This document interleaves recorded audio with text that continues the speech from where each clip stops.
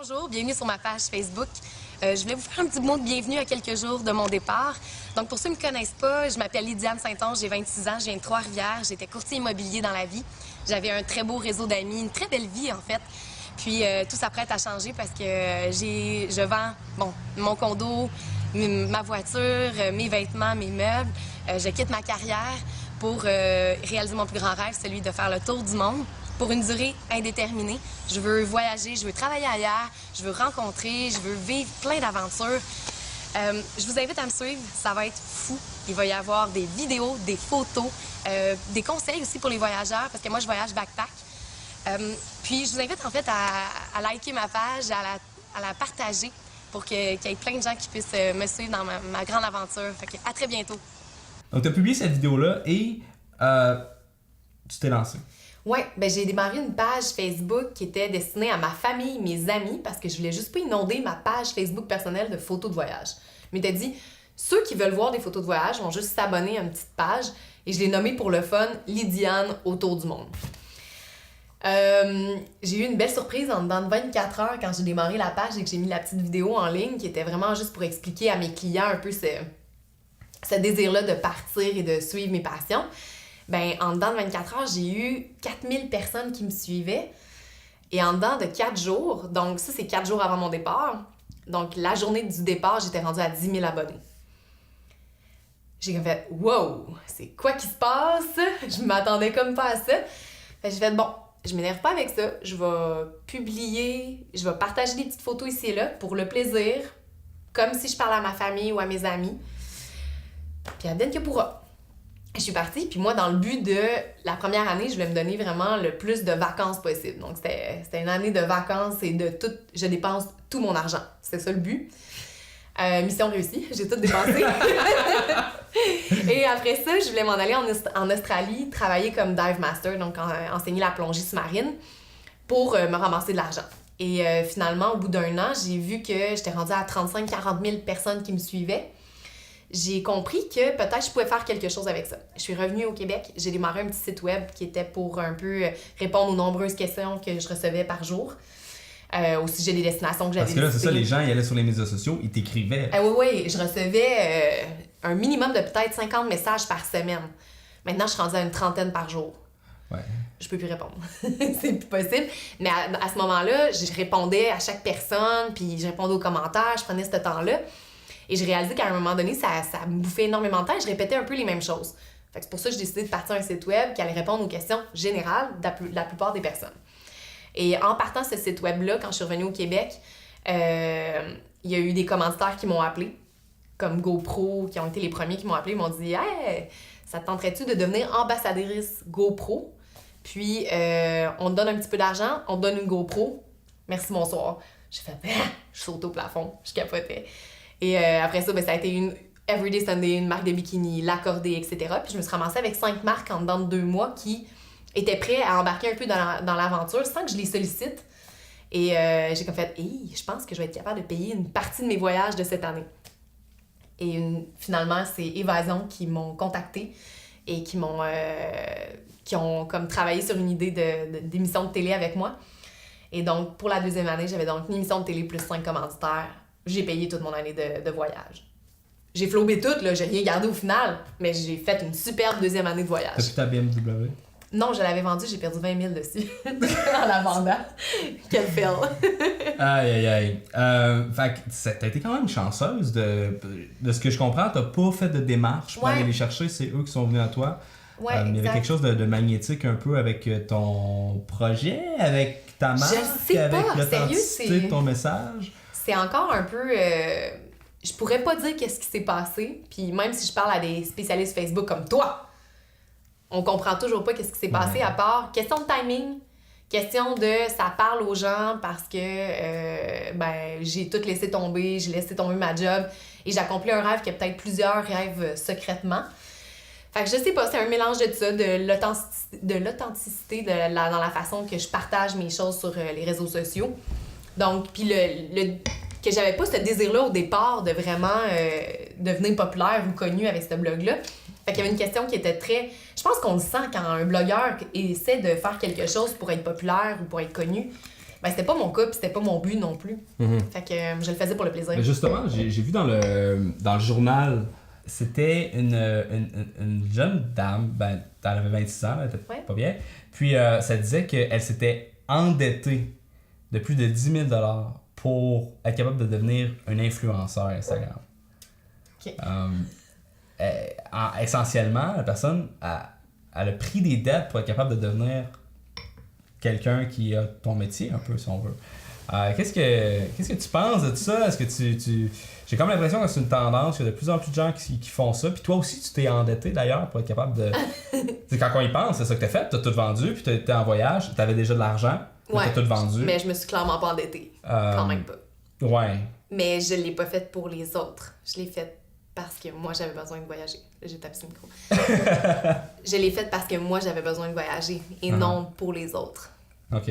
C'est là la grosse différence, à mon avis, là. Donc, la fille Instagrammeuse qui s'est endettée. Mais je peux comprendre, il y a tellement une grande pression sociale à essayer de devenir quelqu'un. On dirait que les gens, surtout les jeunes, s'identifient énormément aux réseaux sociaux, s'identifient un peu aux gens qui sont connus, qui sont populaires. Parce que plus tu as de likes, mon Dieu, ben, plus tu peux booster ton ego, plus tu penses que t'es hot, tu penses que tu as de l'influence. Mais au final, c'est pas ça du tout. Puis je pense que ça envoie un mauvais message aux jeunes parce que le but des réseaux sociaux, ben oui, c'est de partager plein de choses, mais moi, je vois ça un peu comme étant, partager son opinion, partager ses expériences. Moi, j'aime partager des choses qui sont positives. Oui, il y a des choses négatives qui peuvent m'arriver, puis je vais le partager aussi, mais j'espère qu'on peut utiliser ça d'une belle façon, puis c'est pas pour devenir quelqu'un qu'on devrait utiliser les réseaux sociaux, puis c'est pas par là que tu devrais vivre ta vie. Au contraire, et il faut être authentique là-dessus. Puis quelqu'un qui essaie de démarrer une page Instagram ou une page Facebook, puis qui veut propulser ça, puis qui c'est juste pour être connu, à mon avis, ça marchera juste pas parce que les gens vont le sentir. Donc, il faut le faire pour soi, puis il faut le faire parce qu'on aime ça, et non parce qu'on va être connu. Mm-hmm. C'est le fun d'avoir ton opinion là-dessus, à cause que malheureusement, il y a des gens qui encouragent cette culture-là. Tu sais, je veux dire, le livre de Noémie Dufresne s'appelle « Un like à la fois ». Oh my god, j'ai eu ta réaction live sur la caméra, c'est malade. Fait que c'est le fun que justement de voir que tu prends ces valeurs-là. C'est pas important au final. Les réseaux sociaux, c'est pas important. C'est pas ça la vie. La vie, ça se passe en dehors de l'ordinateur. Puis autant que je suis contre les réseaux sociaux et que je dois les utiliser et que je les utilise pour partager. Et c'est ça, j'essaie de partager des belles choses parce qu'il y a tellement des choses négatives, des choses non pertinentes sur les réseaux sociaux. J'aime enrichir les gens de nouvelles connaissances sur un pays, partager des belles choses. Puis j'espère qu'on peut utiliser ces réseaux sociaux-là à bon escient. Puis moi, ce que je veux faire, c'est d'essayer de faire sortir ces gens-là de derrière l'ordinateur pour les amener à faire des activités. Puis c'est ça que je me suis donné comme mission cette année. Je veux faire des randonnées, je veux faire des meetings dans un parc, faire du yoga paddleboard, puis inviter ma communauté à venir me rejoindre parce que je l'ai fait à quelques reprises dans cette année ou sinon dans les années précédentes. Et la réaction des gens, ils se sont fait des amis, ils ont connu du monde. Je trouve ça le fun et je crois que c'est à ça que ça devrait servir les réseaux sociaux. À sortir le monde puis à se réunir dans la vraie vie et non derrière un ordinateur. C'est tellement bien dit. Ouais. C'est tellement bien dit. Puis par rapport à ce que tu disais sur comme la popularité sur les médias sociaux, ouais. Ou encore comme parce que la personne a fait ça parce qu'il y a des influenceurs qui sont payés 2, 3, 4, 5, 6 000 $ par publication. Ouais. Fait qu'ils font ça aussi pour l'attrait de l'argent. Et puis souvent, pas juste souvent, comme la plupart du temps, quand on veut devenir populaire, c'est une conséquence d'autre chose. Toi, ça a été une conséquence de ta passion, puis de ton engouement, etc. Puis financièrement... je dépendais pas de ça. Ouais, tu dépendais pas de ça. Puis tu sais, moi, je peux faire le parallèle. Tu sais, comme là, oui, il y a beaucoup de gens qui me connaissent à cause qu'ils ont téléchargé mon e-book, etc. Mais l'objectif, ça n'a jamais été de devenir populaire, c'est juste de vendre ma formation. Exact. Puis ensuite de ça, ma formation, l'objectif, ça n'a jamais été de faire une formation. Moi, c'était de me trouver un emploi. J'ai commencé à bloguer parce que je voulais avoir quelque chose d'intéressant à proposer aux gens qui voulaient m'embaucher. OK. Et puis, malgré moi, mon site a commencé à avoir du trafic. J'ai eu une audience qui s'est développée, puis ils m'ont demandé des produits. Fait que c'était pas la motivation principale. Je pense que si c'est ta motivation principale, tu vas juste pas continuer quand ça devient difficile. En effet, puis t'as pas la bonne motivation pour faire ça, à mon avis. C'est comme, mettons, gravir une montagne, gravir le Kilimanjaro pour aller prendre une photo au top. À mon avis, c'est pas la meilleure motivation, dans le sens que je pense que pour passer à travers toutes les difficultés physiques, il va te falloir bien plus que ça, puis il faut que ça vienne de bien plus profond que juste une photo pour bien Mais en même temps, là. Ouais, en même temps, moi je vais prendre l'avocat du non, mais diable. go! Dans ton quotidien, des fois tu l'oublies, là, c'est quoi ta passion. Des fois ça te tente juste pas. Des fois t'es démotivé. Tu penses pas, toi, que les motivations externes peuvent être utilisées? Parce que l'important, dans le fond, c'est le résultat. Oh non, moi je suis pas d'accord avec ça. L'important, c'est le chemin que tu fais et que tu parcours jusqu'au résultat final. Mais le résultat en soi est un objectif habituellement, puis le chemin que tu parcours est aussi important, sinon plus que Mais, quand ce que je voulais dire, c'est entre rester où ce que tu es présentement puis juste pas faire de chemin, ou avancer vers quelque chose. Trouve-toi une autre motivation. Je vais être carré comme ça, mais Fait dans que les le sens... jours où que ça te tente pas, faut pas que tu essaies de te donner une carotte. Ben, Faut que tu restes couché. ben... Tu écoutes la TV. Ça va venir, la passion va revenir. Attends, you're gonna be fine. OK. Là, par expérience personnelle, il m'est rarement... Je veux dire, j'ai pas une motivation qui vient de l'externe. Je vais me trouver d'autres motivations, mais une motivation qui vient de « Ah, je vais être connue, je veux...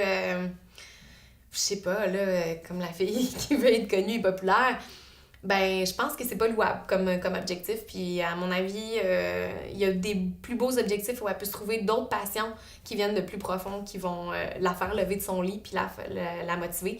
Parce que cette motivation-là qu'elle s'est trouvée d'être connue ne la motivera pas tous les jours. Clairement pas. Et elle va se démotiver bien plus rapidement. Fait qu'à mon avis, ouais, il y a des journées où ça arrive que toi et moi, par exemple, qui est des deux personnes ultra passionnées, ah, ben, ça me tente un peu moins. Ben, so what? On a le droit. Be it. Vis là ta journée où t'es moins dedans. Ça arrive à tout le monde. Essaye pas de te trouver 4000 raisons. Oh mon Dieu, pourquoi je suis comme ça aujourd'hui? Mais non, ça arrive. So what? Tu passes à travers ta journée. Il y a aussi le fait que, tu sais, on n'est pas obligé, tu sais, on sait qu'on est passionné sur quelque chose, mais on n'est pas obligé de vivre cette passion-là à tous les jours. Dans le sens que, présentement, peut-être que tu te sens passionné, mais peut-être que ça te tentait pas tant que ça de venir à Trois-Rivières, mais que tu t'es dit... Peut-être. C'est comme une relation de couple, la passion. Quand... C'est bien ça. Hein? Vas-y. Relation de couple. On est bien passionné au départ, là, on y va à fond, la caisse. Puis, à un moment donné, ben, il y a des hauts, il y a des bas. Oups, il y a un petit plat, ascendant, descendant. Ben, c'est un peu la même chose avec ta vie, avec ta passion. Puis, il faut que tu... Comme moi, ma passion du voyage, il faut que je renoue avec elle. Il faut que je trouve des nouvelles choses qui vont me donner le goût de partir en voyage. Ça se peut si tu me dises, hey, ça te tente-tu d'aller au Mexique, un petit tout inclus? Ça se peut que ça me tente un peu moins, même si c'est du voyage.